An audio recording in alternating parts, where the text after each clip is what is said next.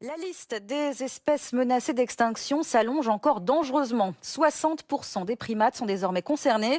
Selon les primatologues, la majorité des espèces de singes de la planète disparaîtront d'ici la présidentielle au Sénégal.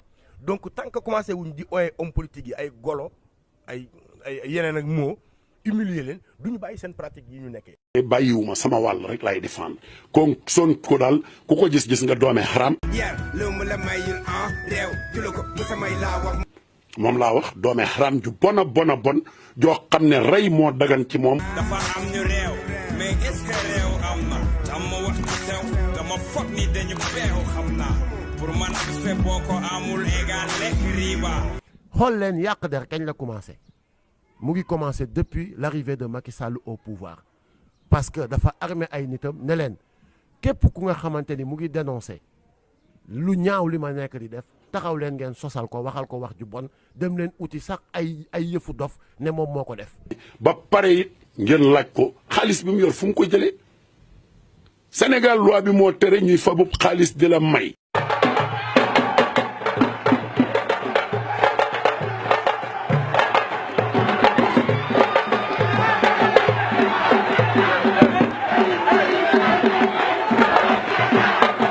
ci ñi ñu koy limité aussi mooy fonds politique 8 milliards nga jël ko jox ko benn nit Cour des comptes du la contrôler conseil d'état du la contrôler su la neexee nga dugal ko ci benn nekk sotti ci pétrole taal ci loo xam ne suñu lempo la ñun ñëpp ko defee mu teg léeg-léeg nga dégg militant Guédiawaye ñëw nañ jox na leen 40 millions ci loo xam ne jaaykatu gerte bi day liggéey ba ngoon sonn dem dugg ci boutique bi jënd almet ñu ne ko fay nga impôt 18% ñu dajale loolu yóbbu ko assemblée jël ci 8 milliards jox Macky Sall mu koy pasar pasari fonds politique yooyu dañ ko war a dindi fii des fonds de corruption politique moom la ñuy jëndee tous les soutiens yi ngeen di dégg nii ba tax soo tuddee Macky Sall ñëpp di wiccaxu dafa fekk ku ci nekk woo nañ la rek ñamal la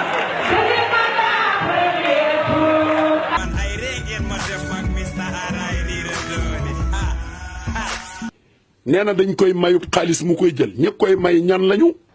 say lax ni ay mbuus looy wax lan ngay wax. moom kan moo koy financé Sonko dafa yàpp Sénégalais yi.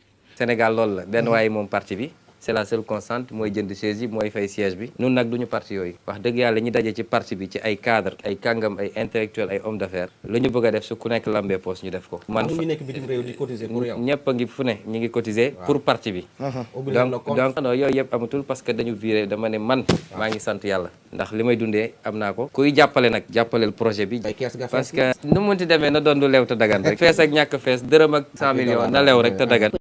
L'opposition là c'est des vautours les Sonko et les autres. C'est un voleur, lui. Il est plus qu'un voleur.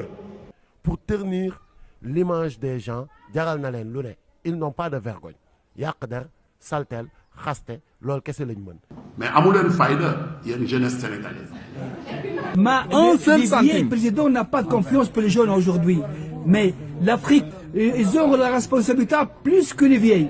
Ça c'est vrai. Parce que et lui il a commencé à zéro. Ça, il a étudié, il a commencé à zéro. Et il ne pense pas à détruire le pays. Il va travailler dans le Sénégal. Il va donner les leçons pour les présidents des Arabes et des Afriques, celui-là. Et j'espère. J'espère. Dieu avec lui. ñun jeexal nañu moi j'ai 64 ans. dama dem retraite boobu. Je suis tunisien. Le premier jeune africain qui avait le cœur.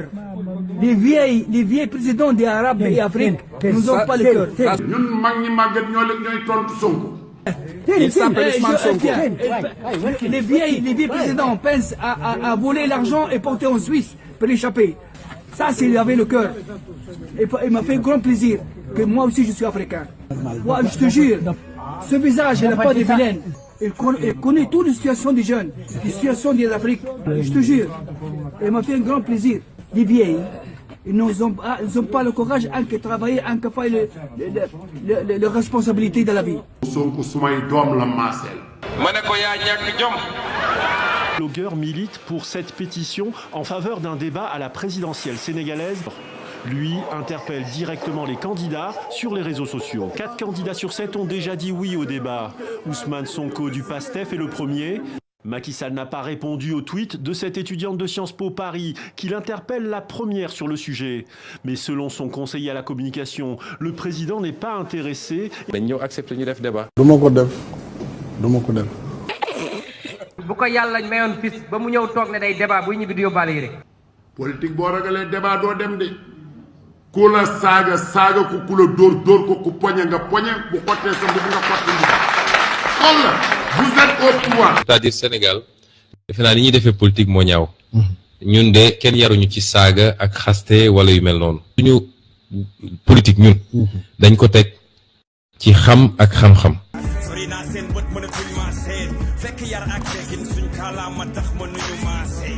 tey jii ma wax ak yow ñi ngi wër fu ne dañuy enquête ci man Aly Ngouille Ndiaye ministre de l'Intérieur qui convoque des gens pour leur dire faites la déclaration que tel immeuble Sonko moo ko moom lii waa ji ne ko du ma ko def parce que amut suba ba ngoon jot seen régime comment faire pour liquider Sonko pour essayer de trouver des cafards et je leur ai dit j'ai fait 15 ans de carrière inspecteur des impôts et domaines vérifié naa fi lu gën a rëy ci ay entreprises des banques des cimenteries des sociétés minières si vous sortez un seul élément où on a dit Sonko a pris 50 francs je vous autorise à m'emprisonner à vie ñun duñu ñoom suñuy seet sàcc ak détourneur nañ ko dem seet si ñoom nañu seet ki leen jiite nga xam ne bi muy dugg ci nguur gi il était locataire à xaar yàlla ba pare ñëw déclarer 8 milliards déclaration de patrimoine man je n'ai qu'une maison je n'ai qu'une voiture je n'ai jamais pris un franc qui ne m'appartienne parce que yaruñu ma ci loolu. Sonko liggéeyul fukki at ak juróom ci administration am immeuble ami oto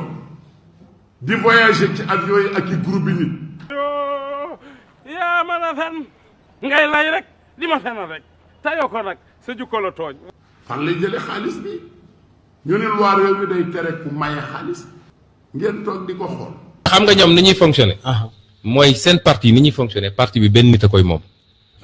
kooku bi mu nekkee ci nguur profité na ci jël alal gu dul jeex denc bis bu génnee ne créé naa parti moom mooy financer parti bi ñun nag doxewuñu noonu nun soo xoolee la diaspora de Pastef a lancé une campagne de levée de fonds Letchi yow mën nga ci dugg leen nga xool campagne bokk naa démb ils étaient déjà à 20 000 euros c'est 13 millions de francs CFA su waxuma la biir Sénégal nga xam ne nos cadres nos intellectuels man su may ñëw fii sama fukki dërëm sama billet d'avion sax c'est le parti qui l'achète parce que nous fonctionnons en tant que parti moi je ne finance pas le parti ñoom nag seen président moo doon financer parti bi ay intérêt occulte nekk ci gannaaw di ko jox xaalis bu dul jeex moo tax biñ ko falee dellu si na pour chacun ci ñi ko yoroon di ko jox xaalis il fallait qu'il les récompense dàq ay sénégalais ci port bi pour amener des français dàq ay sénégalais ci fële pour andi des marocains parce que il y avait des lobbies occultes qui sont derrière eux nous il n'y a aucun lobby qui soit derrière nous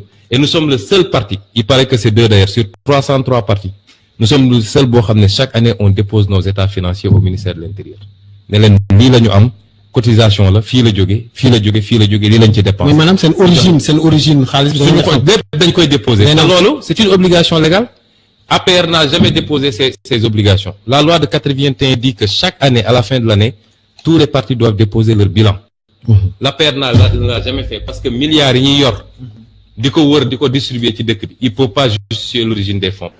Je parle de Sonko. Il n'a jamais rien donné à quelqu'un. Il dit il donne son salaire. C'est faux. Depuis décembre 2017 jusqu'à présent chaque mois ma jot sama 300 000 dañ ciy jiitu complètement si compte bi dara du si manqué wax dëgg yàlla depuis de bu ma ñëwee naa leen gis wala reçu yi ngeen gis yëpp xam ne macha allah boobu ba léegi maa ngi koy jot moo tax yéenu ma si kër ñu nekk si moom démb bi may dem dugg taxi bi ma dugg maa ngi dugg di wax ak moom mu ne ma ne ko man de ku ma déggal Sonko mu ne ma loolu de jeune bi yëpp ñoom lañ àndal ma ne ko man kuy nekk député ñëw dig la visiter la xool ne la su ma doonee député un tiers de mon salaire pour la pouponnière mu di ko def kooku bu jëlee président yaakaar naa ne pouponnière la ma fi ñun buñ sañoon suñ doom yi ñu leen téye seen yaay yi toog fi téye leen buñ sañoon kenn dootu sànniti doom ça fait ñaata année presque plus de 7 ans 8 ans subvention mairie topp nañ ci ba sonn amul ci presse laay waxee mais li ngay def bu ko ñëpp doon def kon dëkk bi dem